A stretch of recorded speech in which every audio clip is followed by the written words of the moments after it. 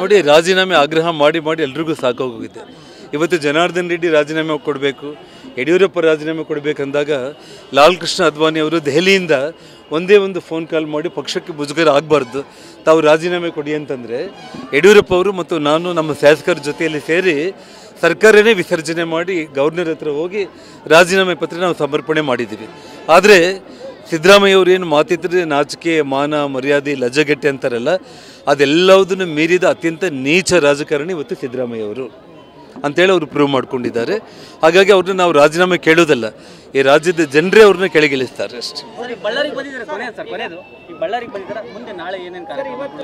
Sir, ನಾನು ನಾಳೆ ಬೆಳಿಗ್ಗೆ ನಾನು ಸೊಂಡೂರು ಕುಮಾರಸ್ವಾಮಿ ದರ್ಶನಕ್ಕೆ ಸೊಂಡೂರು ನಗರದಲ್ಲಿ ಒಂದು ಪಾದಯಾತ್ರೆ ಮೂಲಕ ನಾನು ದರ್ಶನ ಪಡ್ಕೊತೀನಿ. ಯಾಕೆಂದರೆ ಸುಪ್ರೀಂ ಕೋರ್ಟಲ್ಲಿ ಸೋಮವಾರ ಕುಮಾರಸ್ವಾಮಿಗೆ ಬೇಕಾಗಿರೋ ವಾರನೇ ಅದು ಆರ್ಡರ್ ಆಯಿತು.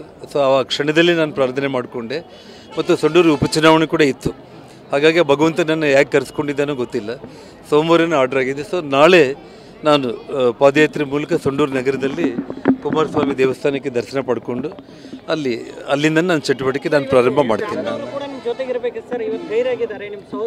ಇಲ್ಲ, ಹಾಗೆ ಕೆಲವೊಂದು ಆರೋಗ್ಯದ ವಿಚಾರದಲ್ಲಿ ತುಂಬ ಗಂಭೀರವಾಗಿರುವಂಥ ಒಂದು ಆರೋಗ್ಯ ವಿಚಾರ ಅವ್ರಿಗೆ ಆಗಿದೆ. ಆ ವಿಷಯ ನಾನು ಮಾಧ್ಯಮಗಳ ಮೂಲಕ ನಾನು ಹೇಳೋದಕ್ಕೆ ಸ್ವಲ್ಪ ನನಗೂ ಮುಜುಗರ ಆಗುತ್ತೆ. ಆ ಸಮಯ ಬಂದಾಗ ಅದನ್ನು ನಾನು ಹೇಳ್ತೀನಿ ನಾನು.